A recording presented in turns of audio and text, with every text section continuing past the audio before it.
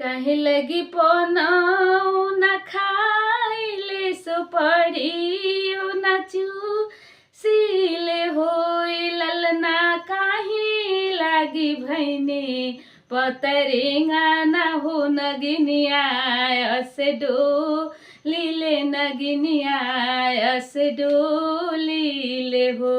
ई ललना काहे लागी भैने पतरेंगा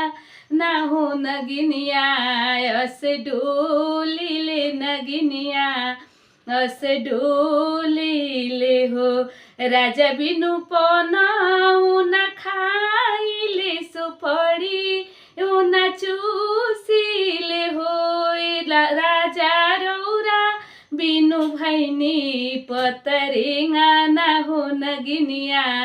असे डोलीले नगिनिया असे डोलीले हो 12 बरिस पे पियवाइले अगनवा बीच खाड़ भैले अगनवा बीच खाड़ भैले हो ललना घेरी लिहली दर रे दया दिनी मोरे मानावा दुखित भैले मोरे मानावा दुखित भैले हो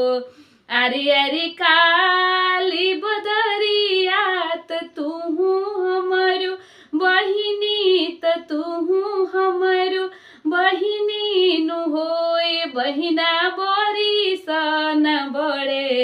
बड़े बुंदावा हो दया दिनी अपना घरे जसु दया दिनी अपना घरे जस मोरे माना वासुचित हो माना वासुचित हो नु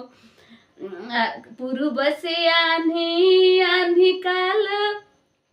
अहिले पानी झझकारी अहिले पानी झझकारी अहिले होई ललना पड़ी लागल बड़े बड़े बुंदावा हो दया दिनी अपना घरे गैली मोरे माना वासुचित भैले मोरे माना वासुचित भैले हो ओई जैसे राजा उठी गईले हो केवड़िया भुड़का विले केवड़िया भुड़का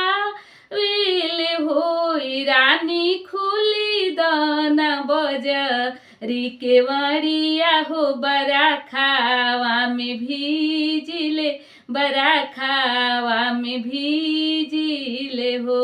हमारा ही दियावा में तिल नइखे बोरसी या में आगी नइखे बोरसी या में आगी नइखे हो ललना मोरे गोदी सुतेले होरी लावा तई हावा शरण नाही हावा शरण नाही हो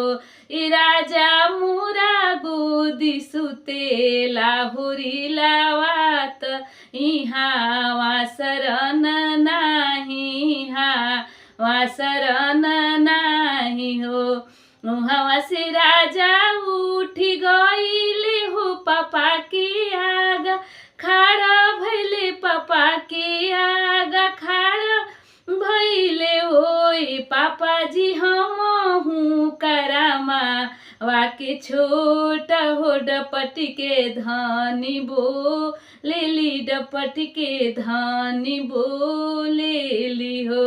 ए पापाजी हम हूँ करामा